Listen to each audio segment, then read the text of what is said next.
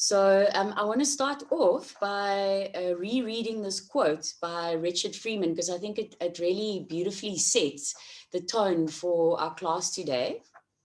And this is actually the opening of his book, A Mirror of Yoga.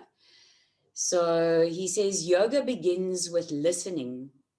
When we listen, we are giving space to what is. We are allowing other people to be what they are. And we are sanctioning our own bodies and our own minds to fully manifest. Yoga also begins in the present moment. Many classic texts, such as the Yoga Sutra by Patangali, start with the word atha, meaning now, which refers to this very notion. In the context of the Yoga Sutra, the use of the word atha means that we have come to the point in our lives where we are ready to awake from our conditioned existence and our habitual ways of behaving, thinking, and interacting with the world. It insinuates that we are finally ready to get real and to discover the essence of all existence that lies deep down in the core of our own heart and at the center of our being, which I think is such a beautiful quote. And, in modern life, and kind of as the lockdown restrictions eased at one point and we all got back to normal life, we started moving super fast. I don't know about you guys, but I found myself going like kind of getting sucked back into moving too fast. And then when we're going at that speed, we don't actually have time to really feel exactly what it is that we need to bring us back to that connection to the core of our heart. So we kind of go into a habitual thing. It's like, this always makes me feel better, so I always go for that option. But it's very different what nourishes us depending on where we are at a specific moment in time. So there's always like the balance of opposite energies inside us. Sometimes we need to be with people, we need to be with friends. Sometimes we need to be still. Sometimes, we need to be out in nature. Sometimes you want to curl up with a book. There's so many different things that are nourishing, but it's like, what is it that we need right now in this moment? So today is going to be a very slow class in many ways. And you'll have the option to either just stay with the restorative and just kind of do the holds of the postures and stay with that. Or you'll have the option to put some sun salutations in between. Because it might be that you feel very vigorous, or it might be that your mind is very busy and you're getting a bit agitated when you're holding a posture and you just need to kind of flow it out. But those tendencies, you'll notice towards the end, it'll all come to balance. Hello, Joanna. I just saw you there with Magda. Hello, morning. So really feel what you need in each moment. And you'll also, it might be that you start the practice and you're feeling really exhausted. And then after a few restorative postures, you go, hey, now I feel like doing a flow, and it's like, whoa, suddenly I've got energy. So just really notice what it is that you need and try to respond from your own intuition rather than from that habitual, okay, this is what I always do. So that you're conscious of where you place your hands, where you place your feet, how you breathing, how you thinking, so that everything is kind of a meditative practice, really. Morning, Carmela. I think the audio is still loading. Morning, Carmela. Hello. So we're going to start seated.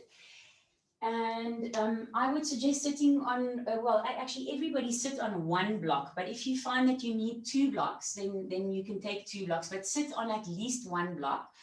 And have a blanket roll close by. Some of you might need that. So you can just have it close by next to you. And then come and sit on your block. If you have Iyengar foams, you could also sit on an Iyengar foam. That also works. And then come and sit in Dandasana and stretch your legs out in front of you. And then bring your legs wider apart into Upavishta Konasana. And take your fingers, your 4 fingers, and bring it to the back of your thighs, which is actually, you want to try and get all the way to the inner groins. and you pull the inner groins out to the side so that you widen the base of your pelvis. And then take your hands behind your buttocks and draw your buttock flesh back so that you're seated on your sitting bone. So you can feel the knuckles of your sitting bones rooting down and lift up your spine. So if you feel that you're rolling backwards, then you might need to sit on a little bit more height. But if you sit comfortably, then you're just going to, morning Craig, then you're going to extend your inner groins down, let them settle down, and let your upper buttocks also settle down. So there's an anchoring in your posture. And then check that your toes are facing directly upward. And as your inner groins descend down, then also begin to extend from your inner groins to your inner heels. So that extension we use a lot in Iyengar Yoga. And you want to check that the feet are not buckling out or in. They're completely upright, front thighs to back thighs. And then for a moment, bring your arms forward and stretch your arms up to the sky and lift up your spine. So find this extension in the spine and try and make space in your vertebra. And just like you're waking up your body in this moment. Want to find that invigorating awakening in the inner body. And then on the next exhalation, release your arms. And now take your right fingers behind your right knee. Those of you with knee issues, remember you can put a belt or a scarf behind your knee, whichever knee is bothering you. Now holding your knee, and then take your top of your right foot with your left hand and turn the sole of the foot up. And then do the same thing with your left side. So you take the fingers behind the knee and then take the top of the foot with your right hand and turn the sole of the foot up. So check that your heels are aligned in front of each other and in front of your pubic bone. If you need at any point to readjust your buttock flesh, you can do that. And then those of you that are not able to get the shin bones and the knees down, please take your blanket and bring it here to support your shin bones so that everything is rested. Your whole foundation is completely supported. And then once you've settled, bring your palms of your hands to touch at your heart. When you feel ready, let your top eyelids close onto your bottom eyelids. And just drawing your attention inward. Allowing your breath to flow with ease. And just welcoming your breath. And then bring your attention to the foundation of your posture and letting your upper buttocks, your sitting bones and your inner groins settle down. Coil your tailbone to your pubic bone and draw your pubic bone back towards your tailbone so that you can lift your pelvic floor. And then continue that lift upward as you draw your sacrum and your lower abdomen in towards each other and up underneath your rib cage, and lift your rib cage up. So you make space in your inner body. Bring your shoulder blades into your back and lift your sternum and open up your collarbones. Let the tops of your shoulders release down your back, away from your neck. And soften your throat. Relax your jaw, relax your tongue. And let your eyes soften back and down in the direction of your heart space. This is a gesture of looking inward. And let the crown of your head ease upward towards the sky. And welcoming the breath in however it's flowing right now. So you're just listening to your body, listening to your mind, your breath, and just intuitively feeling what it is that you need in this moment. So you start simply by adjusting yourself in your body. And just feeling how you can create balance in your body in this moment. And then that will continue to evolve into something that will reflect more about how to find balance in your life. We'll open with one chant of Om. Exhale completely.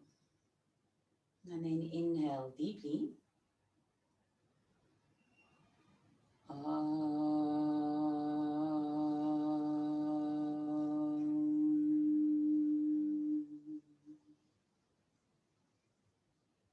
Bow your head to your heart.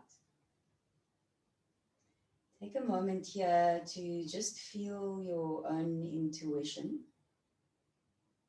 And just get in touch with that deeper sense of your own core of your heart.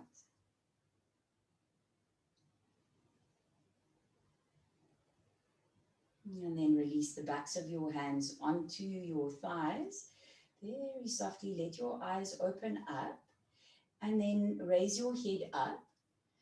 And stay seated as you are. Reach your arms forward and then interlock your right index finger above your left. Interlock right at the web of your fingers. Invert your palms.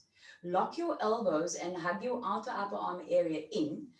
And then from here, draw your arms up and over your head.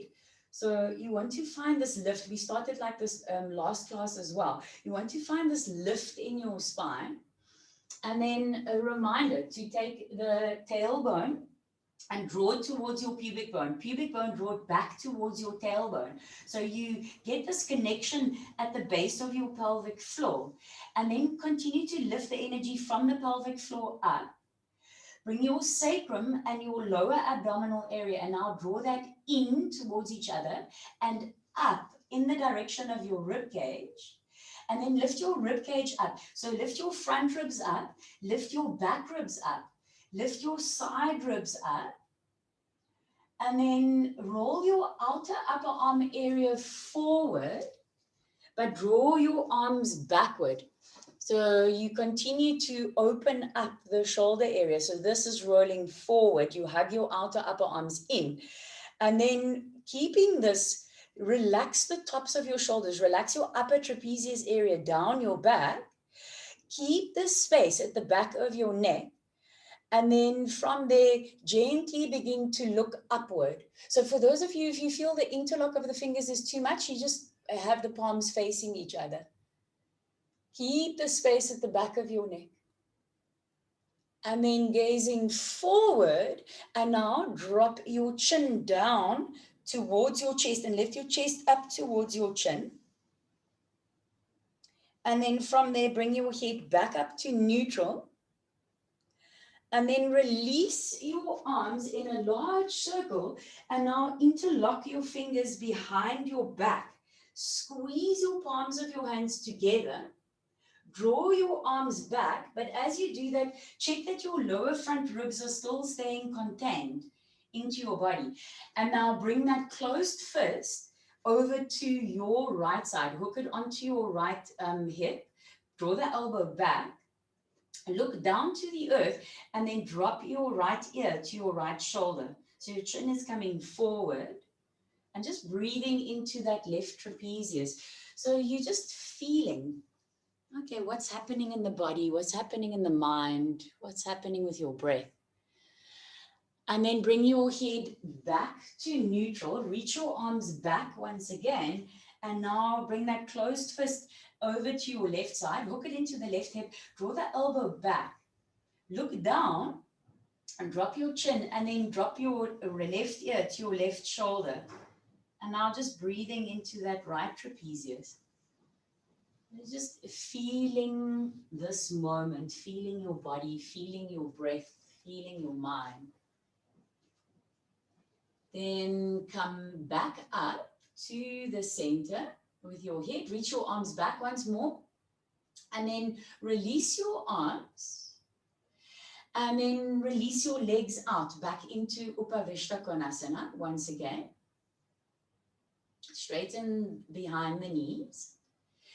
take your hands once again and draw the inner groins out so that you spread the base of your pelvis. And then take your hands behind your buttocks and draw the buttock flesh back so you can really feel the connection of your sitting bones to your block. Let your inner groins settle down. Let your upper buttocks settle down. Extend from the inner groins to your inner heels. Keep the toes facing up. Reach your arms up, palms facing each other. So for those of you who find the interlock quite strenuous on your wrists or on your fingers, you can also just take this variation in a moment when we go to the next pose. And then from there, exhale, release your arms. And now starting with your left leg, take your left fingers behind the knee. Take the top of the foot with your right hand, turn the sole of the foot up. Remember, you can use a scarf or a belt behind the knee and then go with your right side, turning the sole of the foot up. Let the knee settle down. Use a blanket roll. If your shins are not rooted, then take your blanket roll. And then reach your arms forward and now interlock your left index finger above your right. Invert your palms, lock your elbows, hug your outer upper arm area in. And now take your arms up and over. And we're going to repeat all of that. So again, draw your tailbone to your pubic bone to your tailbone. So you get that connection at the base of your pelvis. Lift your pelvic floor up. Bring your sacrum and your lower abdomen and draw them in towards each other and up, so that you go underneath the rib cage, and now lift your rib cage up. So your front ribs, lift them up, the back ribs, lift them up, side ribs, lift them up. So you want to make maximum space in your inner body. And then roll your outer upper arm area forward, but draw your arms as far back as you can. And you want to hug the outer upper arms in, like you're trying to turn the armpits towards each other, because that's going to keep your shoulders safe.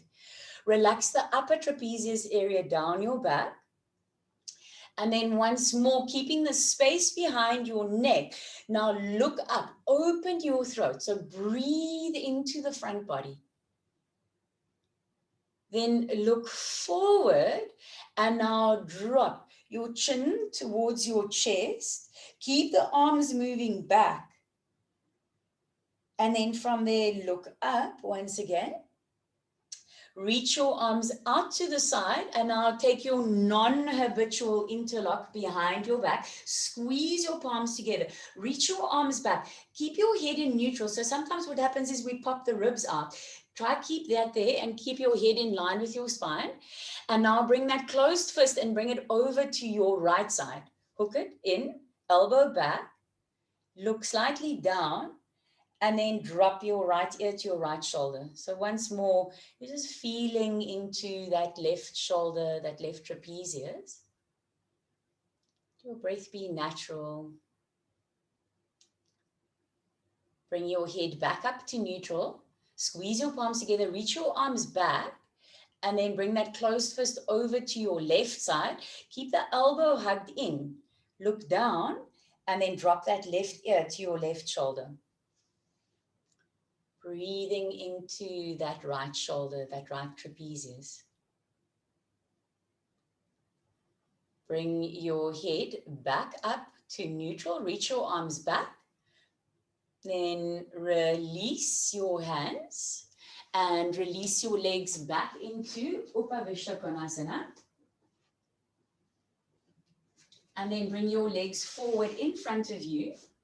And come up to standing and remove your props from your mat. So those of you that feel you would just like to stay in a restorative space, you can come into Adamuka Virasana with whatever support you need here, elbows bent, and we'll all eventually meet there. But I'm going to offer a warm-up just with some sun salutations to get the energy flowing, and we'll do it slowly. All of you know my style of sun salutations, but I'm going to do the first one with you. So if you're uncertain, you can just watch the screen and we're going to go together. So at any point, if you feel you just want to rest, Adamuka Virasana has a beautiful posture to restore energy. So then you can just be there. Otherwise, come and stand whatever you consider to be the front of your mat. And again, if you're unsure, then turn your mat in a way that you can see me because I'm going to do the first one with you. Those of you with tight hamstrings, have your blocks ready at the front of your mat. And then come and stand in Tadasana, root down through all four corners of your feet, lift your spine up. So it's like, think of it as a moving meditation. You are listening to your body, your mind, your breath, and just observing. Inhale, reach your arms up. We'll go together. You can choose to either have the palms facing each other or palms together, whatever feels suitable for your body. On the next exhalation, Uttanasana, folding forward, either your hands on your blocks or on the floor, and stay here for a few breaths. Let your upper body release. If you need to bend your knees, please feel free to do that. But let your spine be long.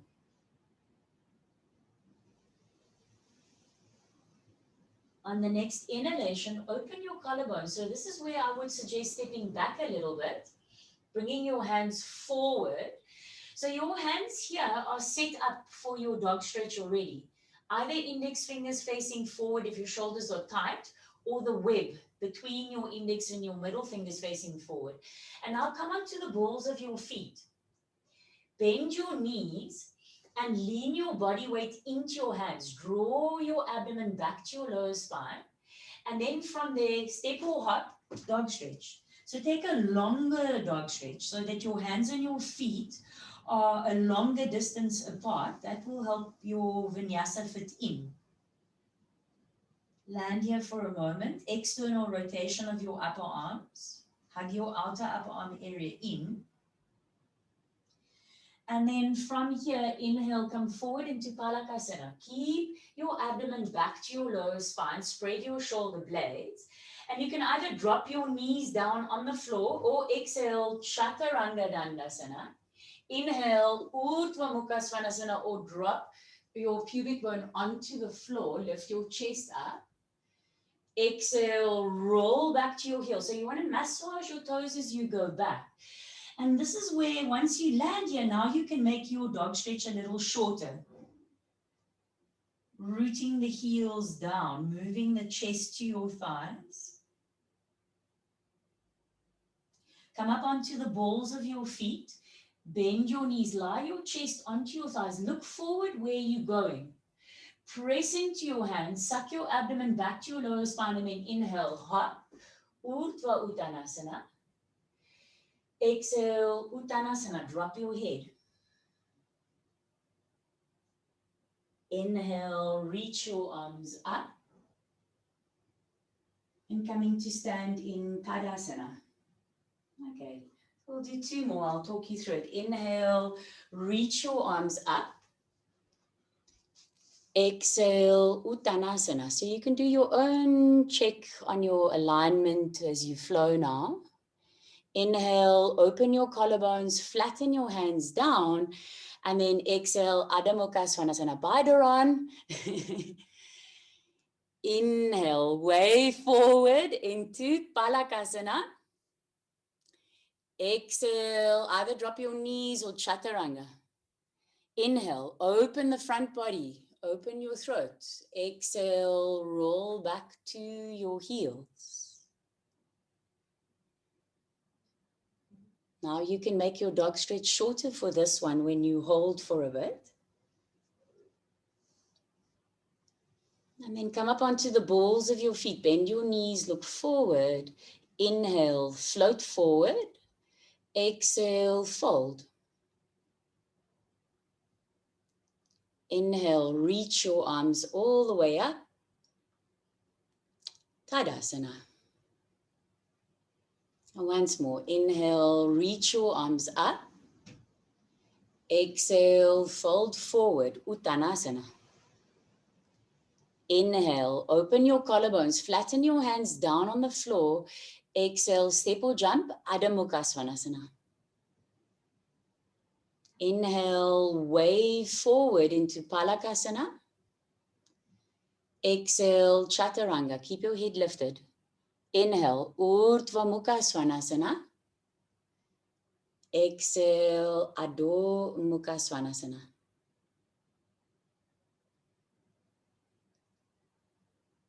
Come up onto the balls of your feet, bend your knees, look forward, inhale, hop, exhale, fold. Inhale, reach your arms all the way up, Tadasana. So this last one, we're just going to do until we get to Adamuka Virasana again, and then we'll take child's pose from there and continue the practice. Make sure you know where your blocks are because we're going to use them in a moment. And then again, inhale, reach your arms up.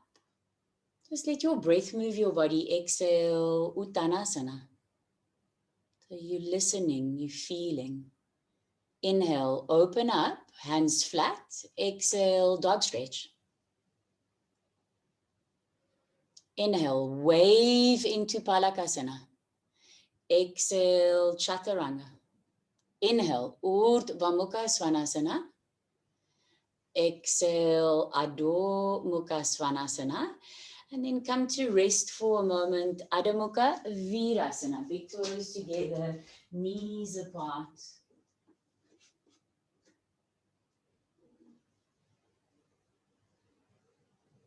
Roll yourself up to come to seated on your heels. Observe the screen. If you can't see from where you are, come closer to your screen. So we're going to go into a Paryankasana. Those of you that are absolutely fine in your lower back, your blocks will be on their higher height. If you have any sensitivity in your lower back, I would suggest that this first block comes onto the medium height. And then just observe. So some of you are advancing in your practice and you might very well know this posture and easily come into it. Then you can come into Veerasana with the knees together and the calf muscles out and sitting in between your heels. If you're not able to get into this posture sitting flat, then please rather take the variation where your knees are just going to be bent like this, outer edges of your feet square. So those of you that know you can go into Veerasana, you can take that variation. What I want to show you today, instead of bringing the block where we normally have it between the shoulder blades, you're going to bring it into the middle of your back, into the middle of the thoracic, kind of at the back of the solar plexus. So it's lower down than maybe you would like, okay? My teacher says Iyengar always used to call it the dead dorsal. So that's the area that doesn't move. Okay, so you've got to wiggle a little bit, find it so that it's kind of comfortable-ish. And then from there, the second block is for your head underneath your occipital. We'll land here, then we'll take the arms back and we'll hold the arms. Okay, so come and sit in front of your support. Have your blocks ready. So the blocks are not really going to move. It's you're going to adjust your body around your blocks. Those of you in that can do Veerasana, you'll be in Veerasana. Otherwise, you can follow the leg position that I've got. Outer edges of your feet square. And then take with your thumb and your index finger the block that's behind you. And now you've got to go backwards and forwards a little bit and orientate that block so that it's in the middle of your dorsal spine. And then have the second block for your head, supporting the occipital area. Your knees are bent, or you are in Veerasana. In Veerasana, if you've got any knee issues or any lower back niggles, then rather take the variation where your knees are bent and your feet are flat on the floor. So don't let your legs stress out in the Veerasana variation. Make sure you're landing comfortably. So this is where you need to use your intuition of what is appropriate for you in this moment. Feeling it out.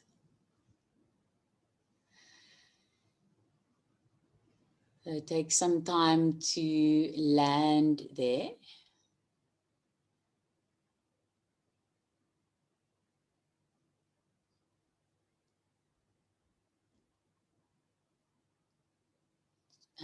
Kari, just check in with your knees, if you go from the bottom, maybe start from the top rather, set up your calf muscles and then go in from the top.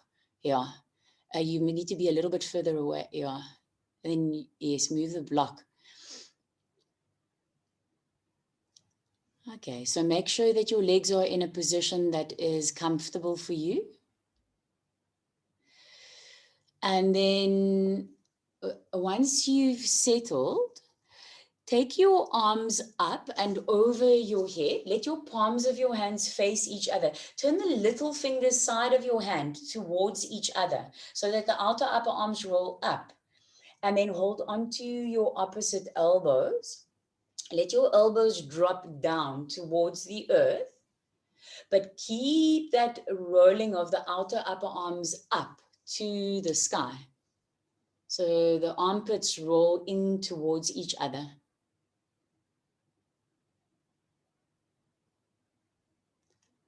So Elania, hold onto your elbows here. Try grab right onto the elbow points so that the arms can really settle down. Yes, that's it. That's it, Skylar, yeah.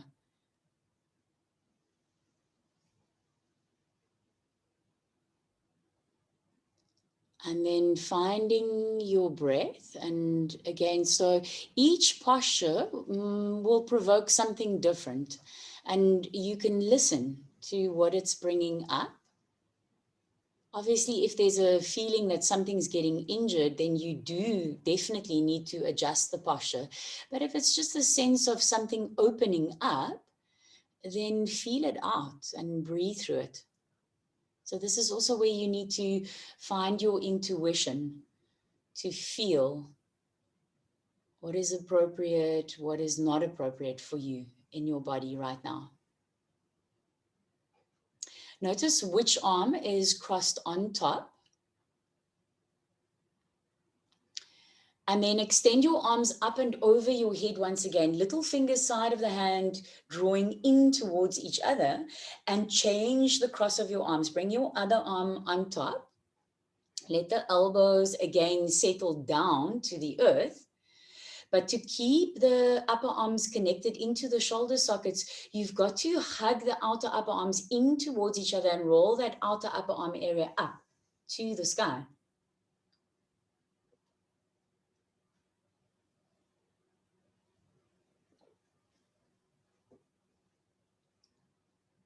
Spacious breaths. And then once again, reach your arms up and over your head and relax your arms beside your body like you started. So to come out of this posture, you need to keep a connection to your lower abdominal area. Place your hands either on the floor or onto your feet if you're in Veerasana. And then feel where that block is in the dorsal thoracic area and lift yourself up from there in one go. You inhale, you sit up and come and sit for a moment. And then from there, when you're ready, make your way into your dog stretch. You can even step around your support. So you don't have to move that right now. You can just come forward and stretch your legs out, specifically if you've been in a Veerasana position. And then once you feel ready, then you can move your props out the way and just be in your dog stretch for a few moments. So those of you that would like to rest, you can come into Adamuka Virasana.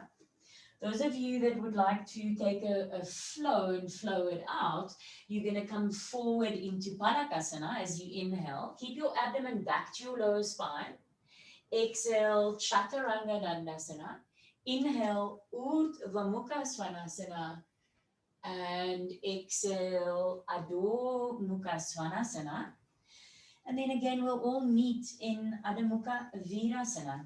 Elbows bent, let the lower back settle down. And just finding that inner connection to the core of your being.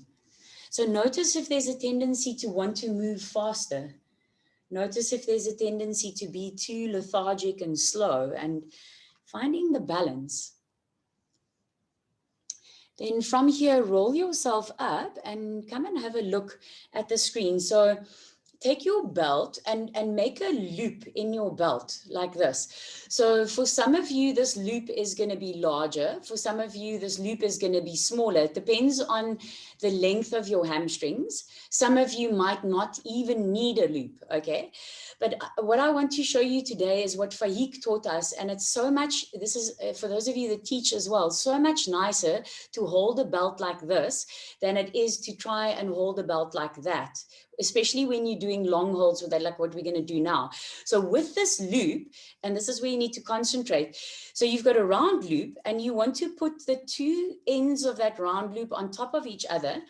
And that is going to go around the ball of the foot so that you have these loops to hold onto, which is so much more comfortable on the hands in the long run than if you're just holding onto a raw belt. Okay, so don't worry if you're not getting it today, but in the long run, I'll suggest that this is really the nicest way to hold your belt. Okay, so please observe. We're going to do the Supta Panakasana series. You're going to need one block close by. And have a look. It's going to look like this. We're going to start with the knees bent, feet on the floor.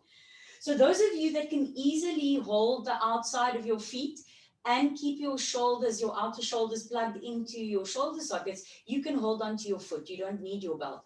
Otherwise, you're going to take the belt loop around the ball of your foot. And this is where you're now going to need to assess, do I need to make this belt longer or shorter, depending on the length of your hamstrings.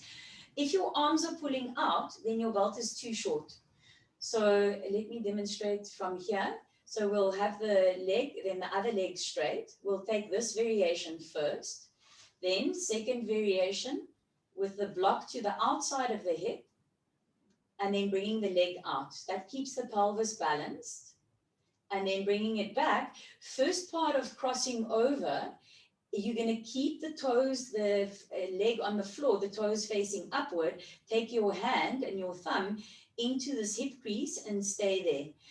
So those of you with like shortening in the hip flexors, you can just stay here if you're having a space issue there. Otherwise, everybody else will go over, across, and then coming back. Then first bending that left knee, crossing the leg over, hand through, and we'll take this figure of 4. If you find you can't interlock around the shin bone, you can interlock behind the thigh. And if you find your head is lifting, you can take a block or 2 blocks behind your head to support that. Okay, so come and lie down with your knees bent, your feet flat onto the floor, and have your belt close by. And just let your lower back settle down into the earth. Let your sacral area settle into the earth. Feel the touch of the earth to your back body. Keep your left knee bent, and then take your belt around the ball of your right foot, or those of you that can, hold on to both sides of your right foot with your hands. So while you're here, straighten out the leg to your capacity. That might mean that you need to adjust your belt. And keep your upper arm bones plugged into your shoulder sockets and the outer shoulder blades into the earth. So right now your left knee is still bent. So Ruth, take your right leg. Your left knee is bent and you have your right leg up. Jill, bend your left knee. Yeah. So just keeping that left knee bent for the moment. And first, find the extension of that right leg. Really open it up fully. So you want to pull the foot closer to your upper body, but resist with the front thigh moving to the back thigh. So it's paksha, pratipaksha is the Sanskrit for that. There's every action has an opposite action. So you're moving in 2 directions simultaneously. That gets the best opening. Now, keeping that right leg activated and straight, slide your left leg away from your upper body and extend into the heel. And you're going to feel, okay, it's going to turn up a little bit. Keep that leg straight as possible, front thigh to back thigh. So your right knee is completely straight. Upper arms connected into the shoulders, collarbones wide. Extend especially into your inner heels, the inner legs long. And now breathing, feeling. Keep both legs front thigh to back thigh. So also your left leg that's on the earth, keep that front thigh connected to the back thigh.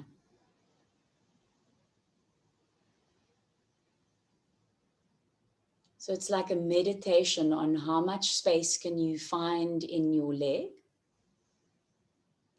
So I see a few bent knees still. Make sure your leg is straight.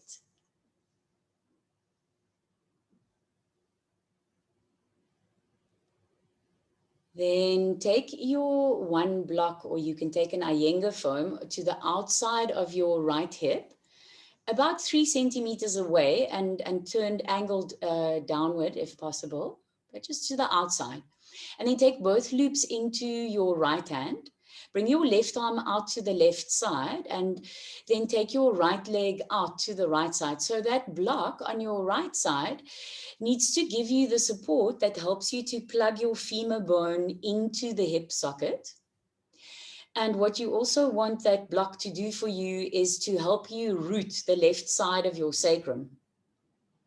But if you feel that the block is completely restricting you, it means the block is too close to you. Then you need to move it a little bit away from your body. So you want support, but you don't want yourself to be completely constricted. Keep both legs activated, front thigh to back thigh. Turn your abdomen from your right to your left side and root your left shoulder blade down. So externally rotate that right femur bone in the hip socket. So you draw the outer right hip down to the foot end of your mat. And at the same time, drawing that right foot in the direction of your right shoulder. Again, it's like you are doing a meditation here. The mind can start wandering because we are in a more subtle posture. But can you really keep your attention in your body and feel, where can I open up a little bit more? Where is my body disconnecting, and do I need to keep it active a little bit more? So even here, finding balance. Now bring your right leg back up. Take the belt into your left hand, or take the little toe side of the foot into your left hand. Bring your right hand and take your right hand into the right front thigh. So your foot is in your left hand. Your belt is in your left hand, or your foot is in your left hand. Your right hand is now, if you look at the camera, your right hand is in this hip crease here. So you're using the thumb and the palm of the hand to push that right front thigh to back thigh to make that space. And you're going to be taking your right leg slightly over to your left side, but keep your left toes facing directly up at first. So you're not letting the left foot tilt at all, but you're drawing the right leg to your left side.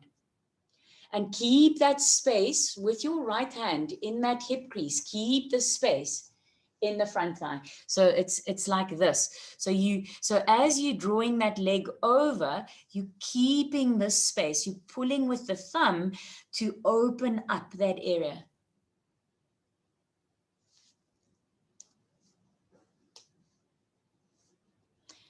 And then from there, take your right arm out to the right side in line with your right shoulder, and now roll onto the little toe side of your left foot and let that right leg come all the way over to the floor on your left side. Take it across, across, across. Even if the right shoulder now lifts up, keep going all the way across and try to get the foot down. And then you root that right shoulder blade down. Turn your abdomen now from your left to your right side. So you're crossing over, you're getting a nice spinal twist as well. And try to keep that external rotation of the right femur bone so that the outer hip draws towards the foot end of your mat, your head in neutral.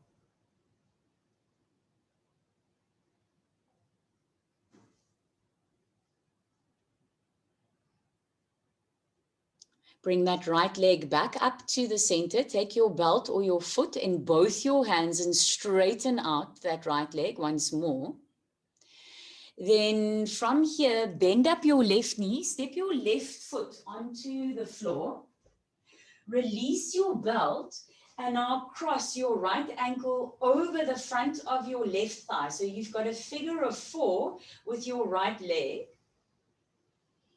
And then bring your right arm through the eye of that figure of 4, your left hand around, and take hold of your left shin bone. So you interlock the fingers right around the left shin bone.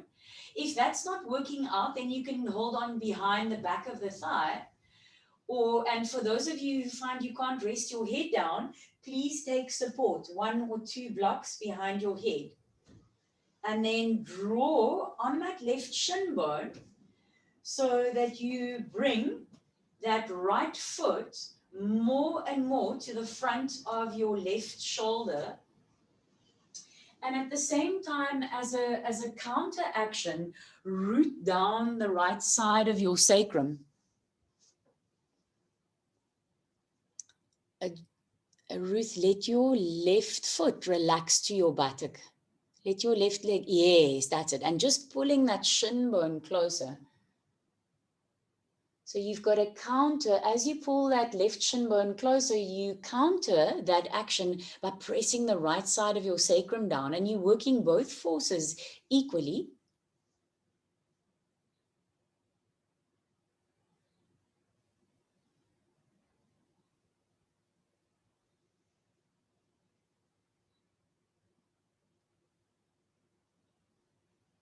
Listening, feeling, being.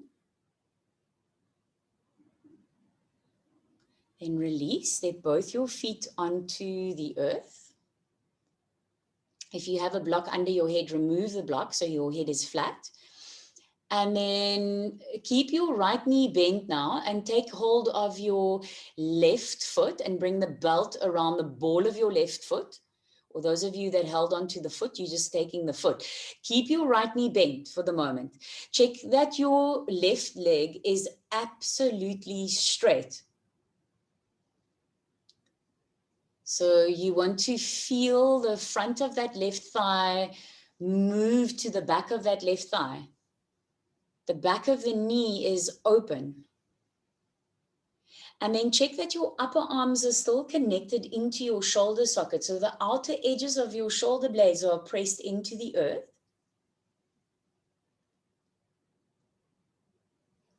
So keeping that left leg fully straight.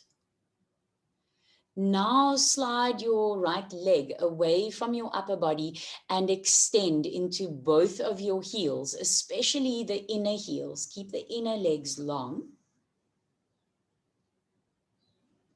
Both legs, front thigh to back thigh.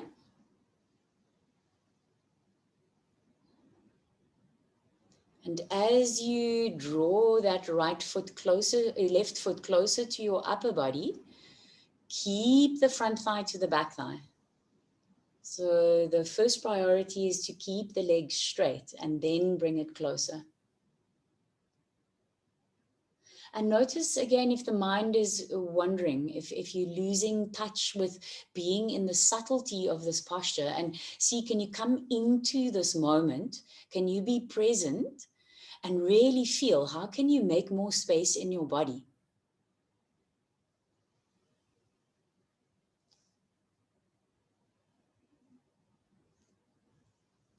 Bring your block to the outside of that left thigh.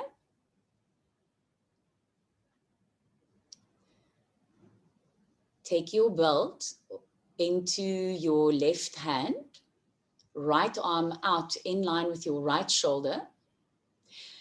And then take your left leg out to your left side. Again, you want to feel that that block is supporting your left femur bone to plug into your hip socket so that there isn't a disconnect in the pelvis. And you want to feel that that block helps you to keep the right side of your sacrum rooted down so that there is a levelness in the pelvis. If the block is too close, take it further. If it's too far, bring it closer. Feel intuitively how to get that support. Both legs active, front thigh to back thigh. Draw the abdomen now from your left to your right side to keep that right shoulder blade rooting down. And externally rotate that left femur bone in the hip socket. So the outer left hip draws to the foot end of your mat. And your head for today is just in neutral. Drawing that left foot towards your left shoulder.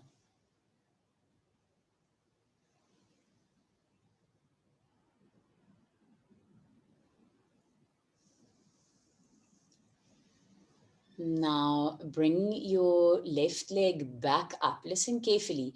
So you're going to take the belt in or the foot into your right hand.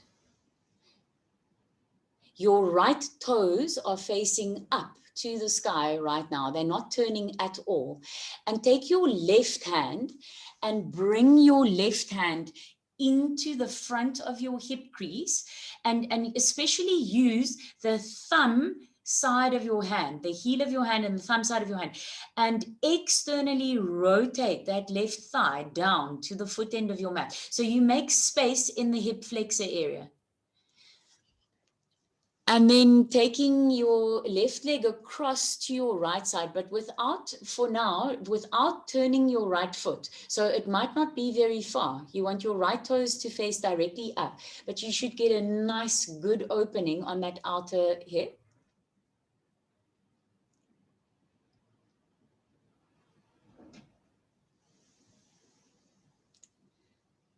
And then release your left arm now out in line with your left shoulder.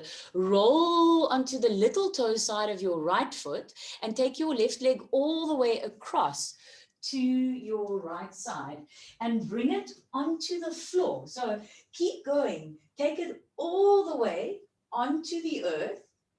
And now you need to bring that left shoulder blade back onto the earth. And turn your abdomen from your right to your left side to help you to root that left shoulder blade down. Drawing that left foot to your right shoulder, but keep the femur bone externally rotating. So that outer left hip drawing towards the foot end of your mat. Explore your breath. Your body, where's your mind? Feel. Listen.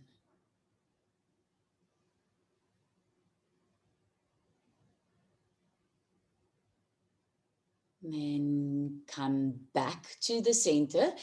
Take hold of the belt on your left foot with both your hands and straighten out that left leg. And then from here, bend up your right knee first. Step your right foot onto the floor. Let go of your belt and cross your left ankle over the front of your right thigh. So you've got a figure of 4 with that left leg.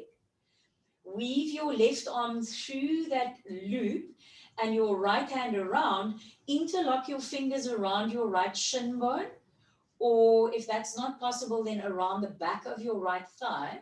Those of you that feel your head is lifting up, please take a block or 2 blocks and support your head.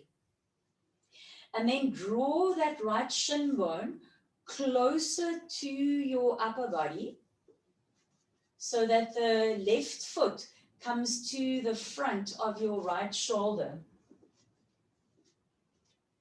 And at the same time, as a counteraction, pressing the left side of your sacrum into the earth.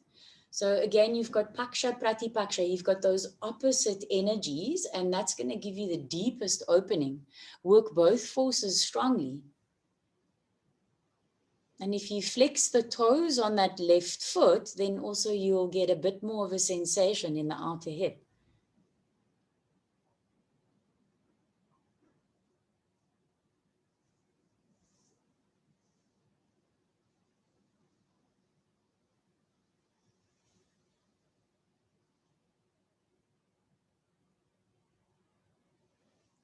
And then from there, release, step your feet onto the earth. If you have a block under your head, remove it. Make sure you've got enough space. Keep your head in line with your spine. And then hug your knees in towards your chest and begin to rock your body forward and backwards. Begin to build some momentum and massage along the length of your spine as you continue like this. And when you feel you've built enough momentum, then rock yourself up into your dog stretch, Adamuka Virasana. And you can either rest in Adamuka Virasana or again coming into a flow. So inhale, Panakasana. Keep your lower abdomen back to your lower spine. Exhale, Chaturanga. So moving meditation. Inhale, Urdhva Svanasana. Exhale, Adho-Mukha Svanasana. Those of you with tighter hamstrings, put your blocks at the front of your mat.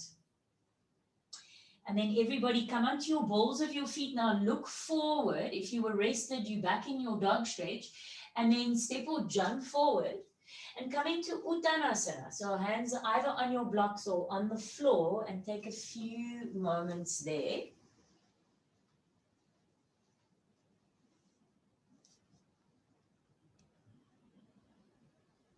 And then on the next inhalation, reach your arms all the way up, palms either facing or touching.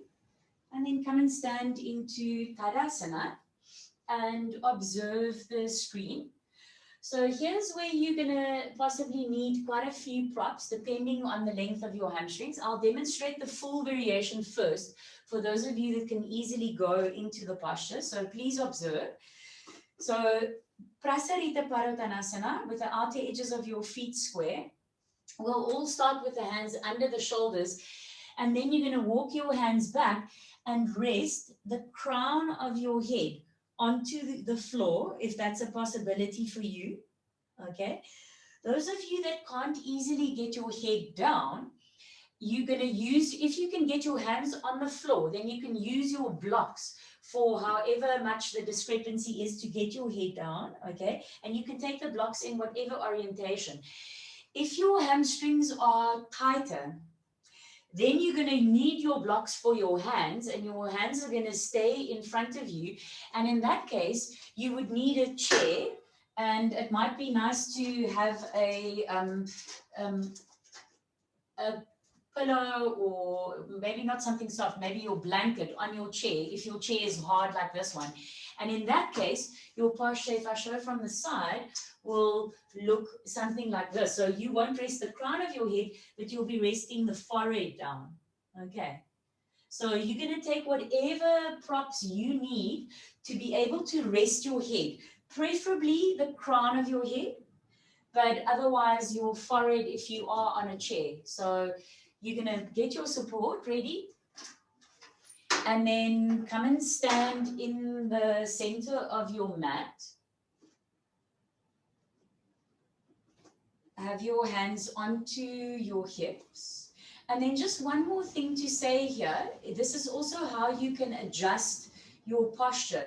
The further your legs are away from each other, the easier your head will go down.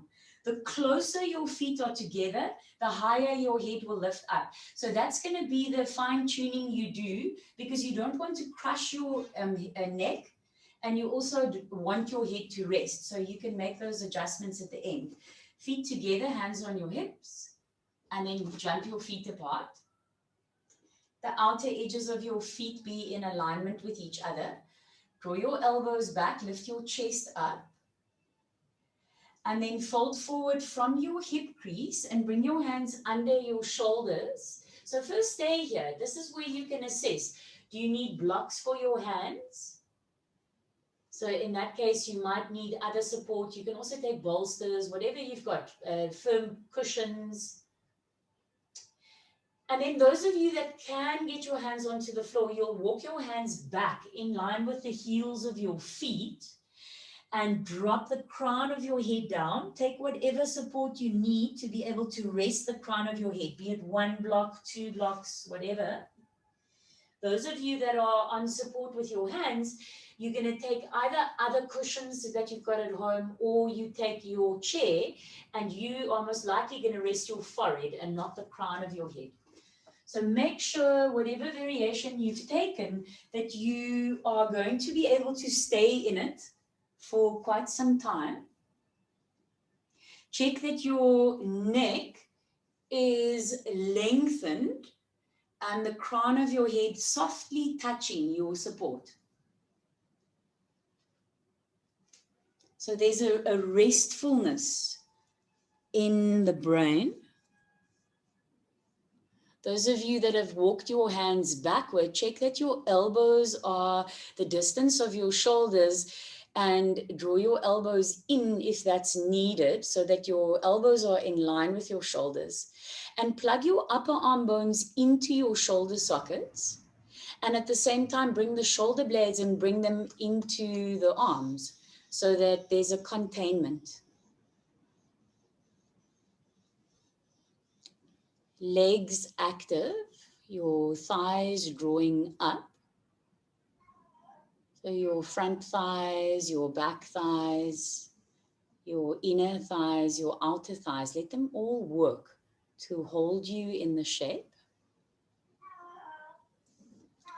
The back of your neck be long and spacious.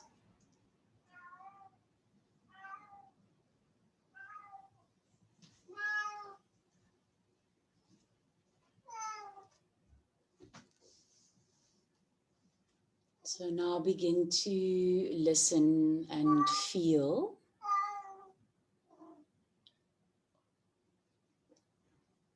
On that deeper level of intuition, what is it that you need in your life right now? What is it that nourishes you in this moment? What brings you in touch with that heart connection? And this is really individual for each of us, depending on where we are in our lives right now.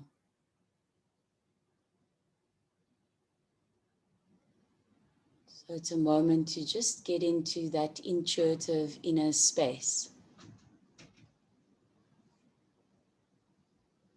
And as we stay for these last few breaths, notice what it is that wants you to either come out of the posture immediately, or what is it that wants to push you into the next moment. And see, can you become still? And maybe you just need to slightly adjust. Maybe you need to activate a little bit more. Maybe you need to relax a little bit more. What brings the balance?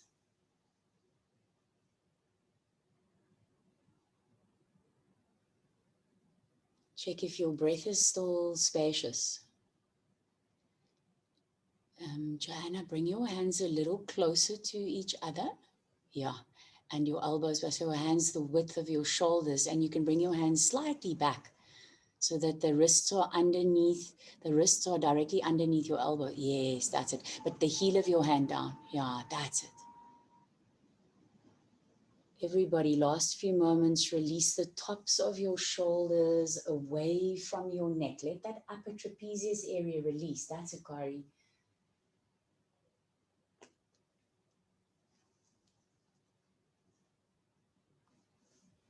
Now, before you come up, walk your hands so that they're underneath your shoulders once again. Pause there. Draw your abdomen back to your lower spine. Heel toe your feet 1 foot closer. Draw your thighs up and bring your hands onto your hips.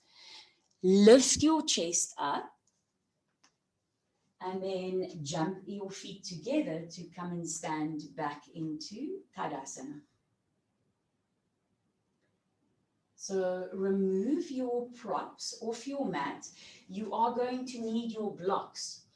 And we're going to do a similar long hold now in Adamuka Virasana.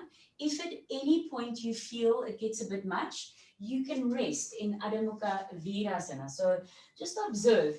So again, the distance, you can adjust the distance of your head to the blocks by widening or shortening the distance between your hands and your feet. So if you look at the screen right now, if I take a very long dog stretch, my head can go down very easily, okay? If I take a short dog stretch, my head is going to come up higher from the floor. So that's how you can assess how you're going to orientate yourself around your props. But the props are also there so that you can rest your crown of your head. So it might be that you need your props that high. It might be even higher. It might be that, or it might be one block. So I'll demonstrate with one block and lengthwise like this so that you can easily tuck your chin in and rest the crown of the head. So you'll start with a block round about underneath your sternum, and then from there coming into your dog stretch. And then it might be, okay, now I've got to work it out. So I need the block maybe a little bit more there. I need to adjust my stance a little bit, and then letting the head rest. So the crown of the head rested. And if you find that when you stay here and it gets very strong on the shoulders, you're sliding with your hands, you can grip your sticky mat with your hands. So that's one option that will give you a little bit. I'm hoping that you guys can see here. That if you feel your hands are sliding, you just take a grip with the sticky mat. That will also help you stay in the posture. But of course, you can rest whenever you need to. So come and stand on your hands and your knees. Let's start with one block. If you know your hamstrings are very tight, then maybe start with 2 blocks. And come and stand on your hands and your knees. So tight shoulders, your index fingers are facing forward. If your elbows are hyperextending, then let the web between your index and your middle finger face forward. And hands as wide as you can, because that's going to help your shoulders. And then from there, coming into place with your head. And now you might need to move further forward or further back, depending on your body. You need to adjust so that you find that distance. So make sure that the neck is not crunching. There's space in your neck. Make sure that your head is touching something. So you find the appropriate height. Keep your feet the distance of your hips apart, your outer edges of your feet in alignment with each other. Your hands can be much wider than your shoulders. And again, if you find that you are slipping on your mat at any point, then you can grab hold of your sticky mat with your full hand. So that can help you to really get a good grip on the mat. We worked quite extensively the last few weeks with that external rotation of the upper arms. And here it's a real practice to keep that. So rolling the inner upper arms up and out and rolling the outer upper arms in towards each other. Hug the outer upper arms in. Wrap the armpits towards each other. The chin is tucked in towards the chest. The back of the crown of the head rested.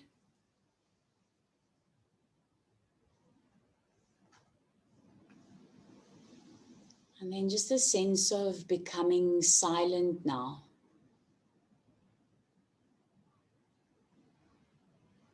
And feel in your body, feel where do you need to open up a little bit more space? And where do you need to activate a little bit more?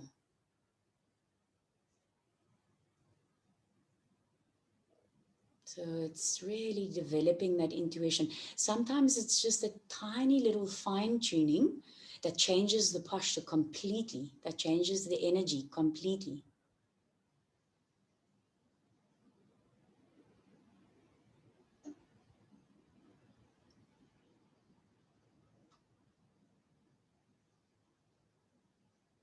For these last few breaths, can you come back to just listening to the body, listening to the mind, listening to the breath, and feel what you need in your life right now, that what is going to nourish you best in your everyday life, going into this final month of 2020.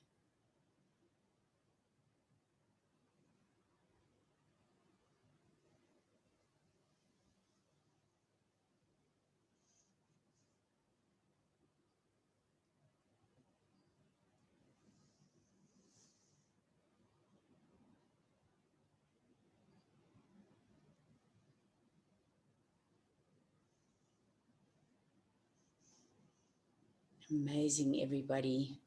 And then come down and rest in Adamuka Virasana. You can take your props off your mat. Let your elbows relax. And just surrendering to the support of the earth underneath you. And just feeling now this moment.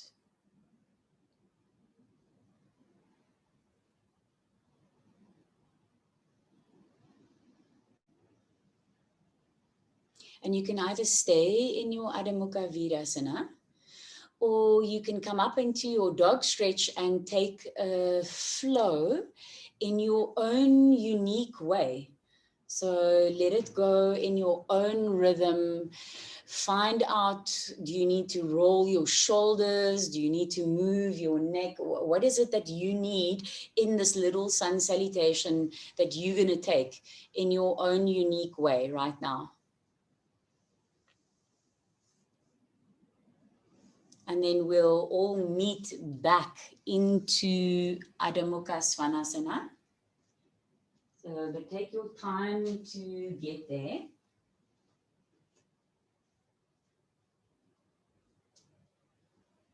And then from Adamuka Virasana, again, just for a moment, bow down into Adamuka Virasana.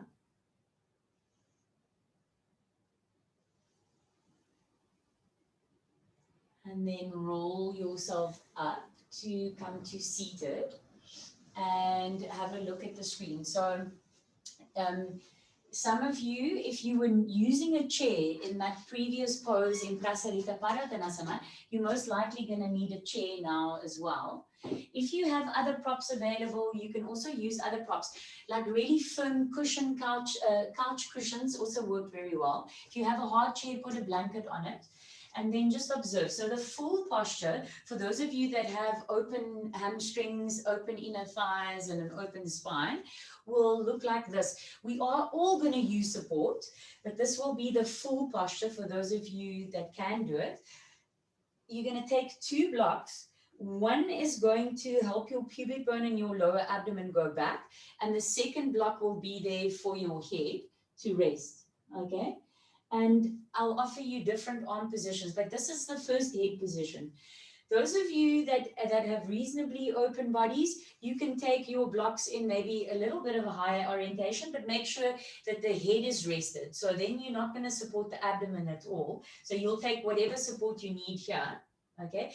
Those of you that are quite high up, you are going to use your chair to rest your forehead.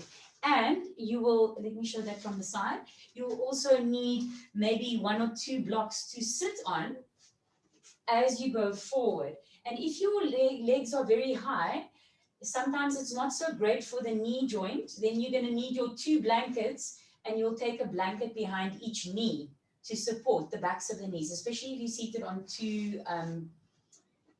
two blocks. And then first just sit upright. So come and sit in your Upavishta Konasana, and we'll go together. So come and sit with your legs wide. You're going to take whatever support you need. And again, as we began the class, take your hands and take your inner groins out. So you've got a nice foundation for the pose, and then take your hands behind the sitting bones and take the buttock flesh back. So you seated firmly on your foundation, inner groins, upper buttocks down, extend from the inner heels to, if your inner groins to your inner heels out, and have your support ready. So you take a guess right now, or you can have a little forward fold and then have an idea of what support you need. But before you go in, come up and stretch your arms up once again. Roll the little finger side of your hand towards each other, because that will help this external rotation of the upper arms. So that's really your dog stretch arms. And then from there, you're going to take either hold of your shin bones, or you hook your first two fingers and your thumb around your big toes. Or the final variation would be to take hold of the little toe sides of your feet. So wherever you can hold on to, lift your spine up, sit your upper buttock area down, and then keeping the front spine long, now begin to fold forward from the hip crease. Keep this dorsal area deep into your back. So don't let the upper back round. You want to keep it as straight as possible for now. And then take whatever support you need for your forehead. And trying to keep the back of the neck long, trying to keep the dorsal thoracic area going deep into your back. And for now, you're just holding on to the legs wherever you have taken your hands. Make sure that the skin of your forehead, as it lands on your support, is drawing in the direction of your heart space.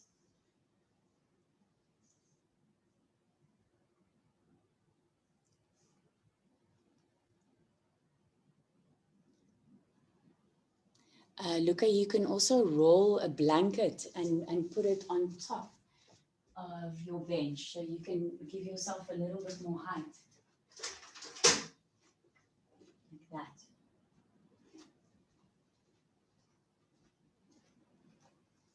Oh, well, that's also fine. Yeah, that's also fine. Keep your legs activated, your front thighs to your back thighs. Your toes facing directly upward.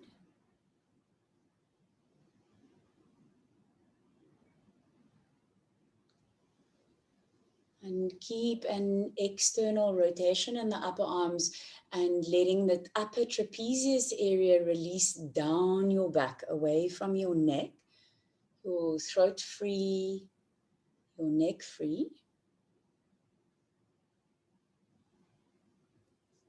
And your front body spacious and open.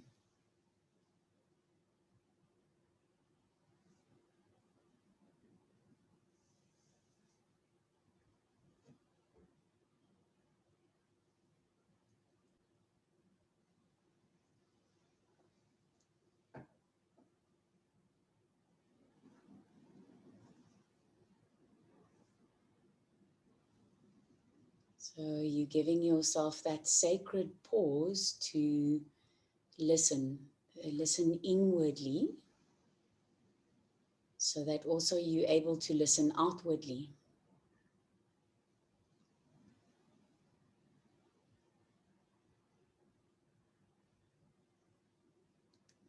Skylar, keep your legs activated, your toes, yes, you are.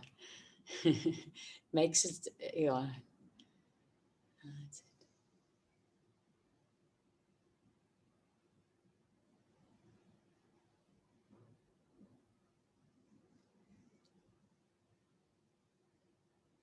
Notice if you are gripping in any parts of your body, and let it be free, let it be easy. Yes, there's activation in the legs, for example, but you don't want to grip.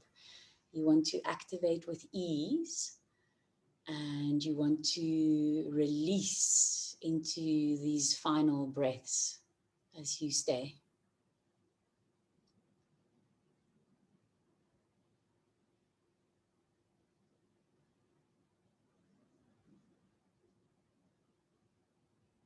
Just welcoming the inflow and outflow of life force. That same life force that flows through all of us and everything around us.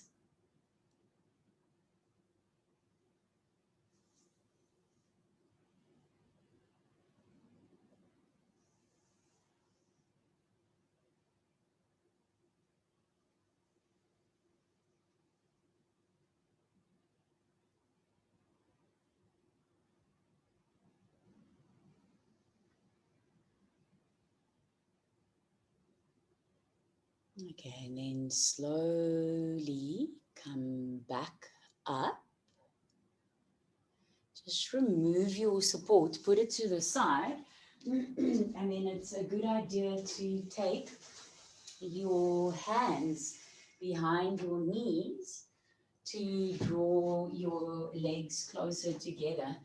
So you just take a little bit of assistance there and bring your legs forward. And then have a look at the camera. So gonna come into a Setu Bandha now. I'm gonna give you different options, but what I would suggest is to also get all your props ready for your Shavasana. So what I first want to demonstrate is one important part of the Shavasana. Obviously, it is cooler for some of us, depending on where you are. Have a blanket ready for over your body. But everybody have a blanket that you folded nice and thick into a square like this, because when we come into the final resting pose, you're going to take this as like a big eye pillow, and it's going to come over your forehead and over the bridge of your nose, but keeping everything soft here. This is just when we come into the final resting pose. So you've got that ready. You've got a blanket ready for over your body. But we're going to come into a final series of postures that are going to be on the floor. And please observe. So there are different variations of the Setu Bandha Sarvangasana. Those of you with nice open backs, if you've got no problem in your lower back, your blocks are going to come on their higher height. And if I show you closer to the camera, they're going to be directly next to each other. So this is going to look like this. This is the first variation for those of you that feel your lower backs are stable. And remember, the blocks are coming, they're on the sacrum, but they're on the tailbone side of the sacrum, so your upper buttocks can release that way. Those of you with sensitive lower backs, the first option is one flat block, one medium block, and then the next option down would be two flat blocks. Okay, so one of those three options. Eventually we'll come down onto one block. And then the final pose once before Shavasana will just be a simple Parvan twist. Okay, here to get the leg over, you can take a block and you can rest your knee on the block to be able to pin it down. Okay, so come and lie down with all your props close by. And first just lie with your sacrum rested on the floor, your outer edges of your feet in alignment with each other. And then feel how your lower back feels. And you're going to take one of the three options. So first option, you're going to lift, everybody's going to lift the pelvis up. First option, the blocks are together on their upright orientation. Second option, one block flat. Second block on the medium orientation.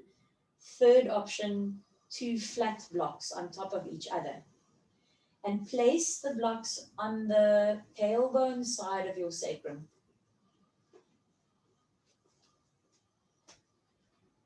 Check that your heels are directly underneath your knees, your feet hip distance apart.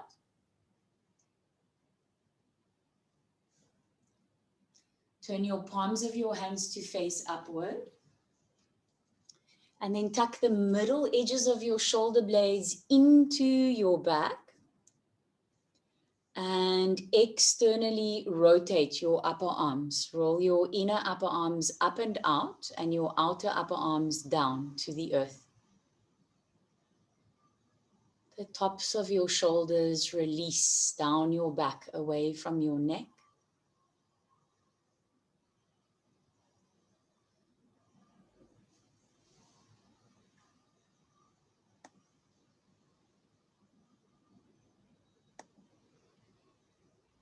Your throat soft, spacious.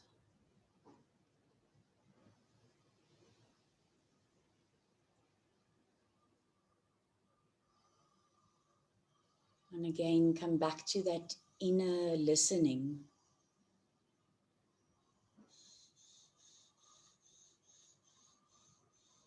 Tuning in. So as soon as we become still and we move slower, there's a real opportunity to start sensing inward, so that the pratyahara, the senses are drawing internally, so that the inner sense of intuition can start developing. And sometimes in our busy lives, it takes quite a while for us to actually get to that place where we allow ourselves to slow down.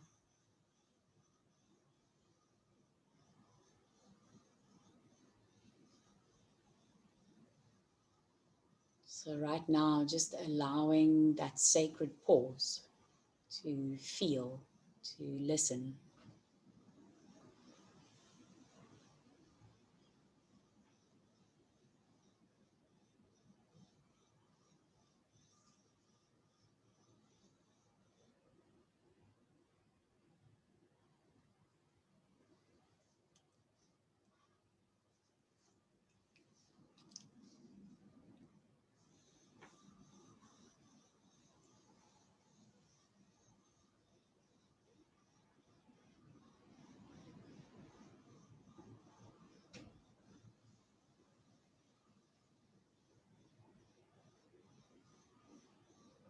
Then from your middle buttock area, now raise your pelvis up.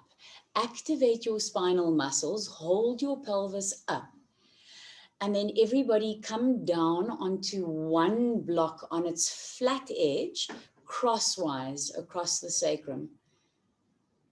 And land there for a moment and see if you can notice the very subtle shift in your breath.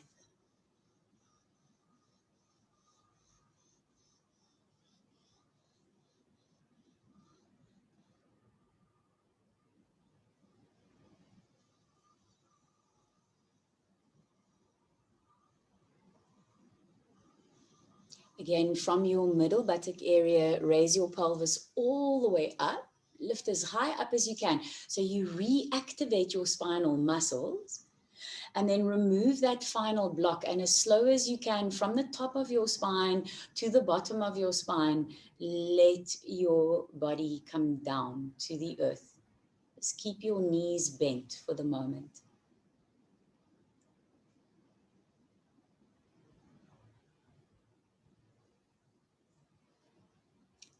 And then hug your knees in towards your chest.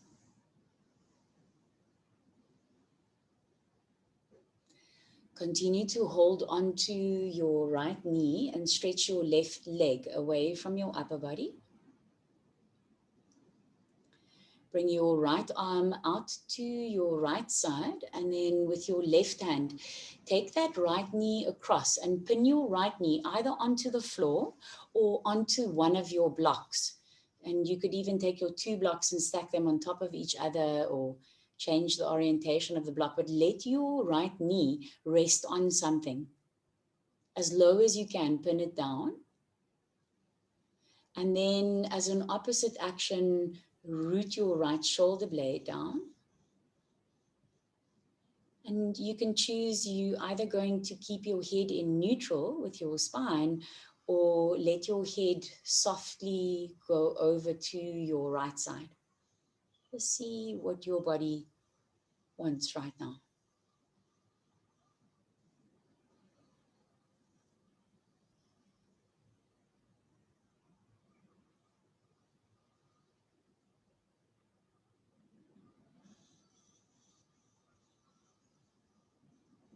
If you turned your head, then bring your head back to neutral. Come back to the center and hug both your knees into your chest.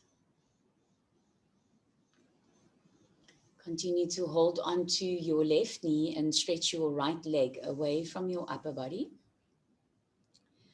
Bring your left arm out to the left side, and then with your right hand, take that left knee across. And again, pin it down on either your block or onto the floor.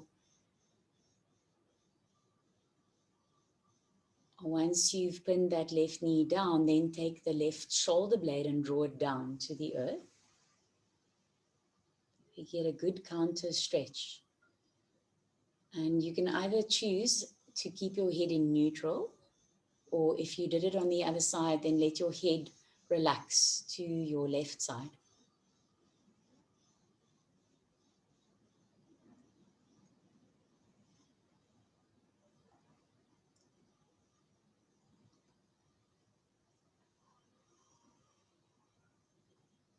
And then if you turn your head, come back to the center. Bring both knees to your chest. And then feel how your body's feeling. So if you're sensitive in your lower back, you can also take your blocks behind the backs of your thighs. If your lower back feels fine, then you can take your blanket over your body. You can even take a blanket under your head if you would like to, but make yourself comfortable.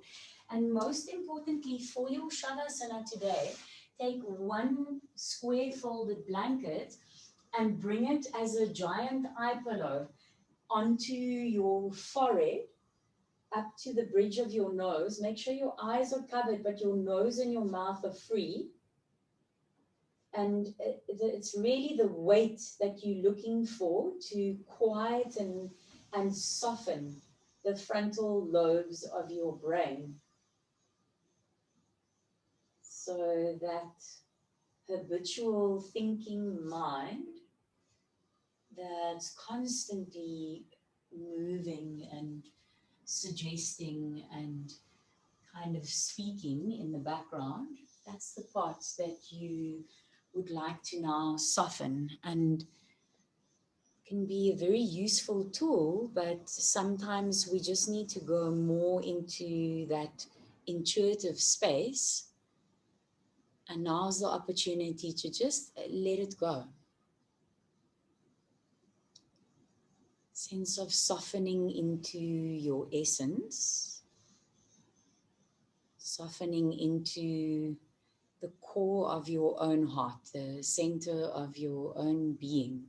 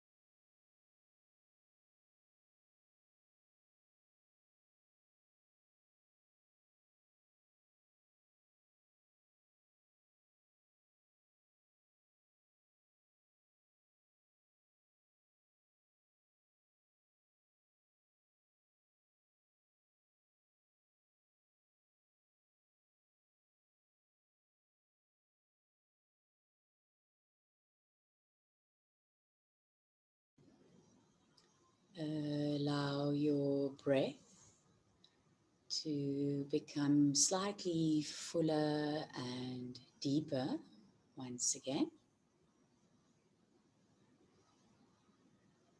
Just feeling the sacredness of that life force moving inside and around you.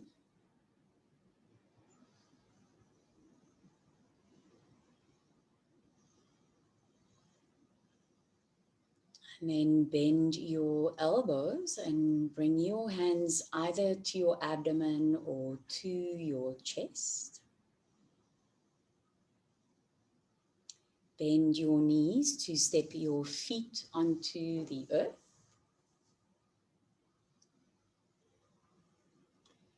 Reach your right arm up beside your ear and roll your body onto your right side, resting your cheek on your upper arm, and draw your knees towards your chest.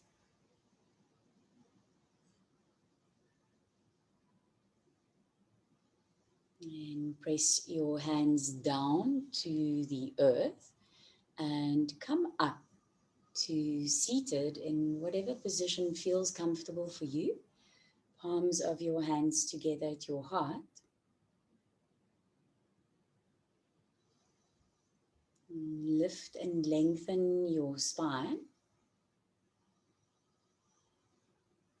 And allowing your eyes to soften inward to the core of your heart, to that sense of inner knowing.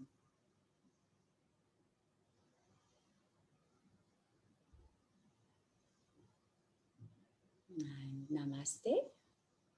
Thank you all for your awesomeness this morning. Have a wonderful rest of your day.